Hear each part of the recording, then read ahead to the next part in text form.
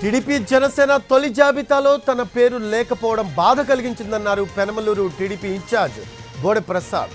4.5 ఏళ్లుగా పార్టీని కాపాడుకుంటూ పటిష్టం చేస్తూ వచ్చామన్నారు బోడే ప్రసాద్. ఇప్పుడు అక్కడ టీడీపీ తరపున ఎవరు పోటీ చేసినా గెలుపు ఖాయమన్నారు. అయితే చంద్రబాబుపై నమ్మకం ఉన్నందునే రెండో జాబితాలో తన పేరు తప్పక ఉంటుందని విశ్వాసం వ్యక్తం చేశారు.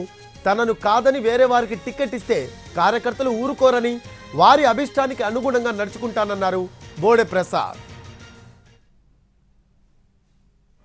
మొదటి లిస్టులో పేరు వస్తుందని మాత్రం మేము చాలా ఆశగా ఎదురు చూసాం, చాలా నిరాశ కూడా చెందాం.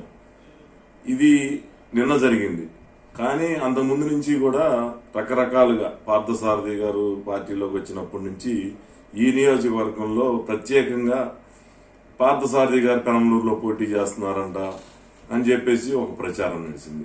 అప్పుడు కూడా అంటే ఇవన్నీ ఎందుకు చెప్తా ఉన్నానంటే 4.5 సంవత్సరాల నుంచి కూడా చాలా కష్టపడ్డాం, ప్రతి నిమిషం ప్రజల్లో ఉన్నాం, పార్టీని డెవలప్ చేసాం.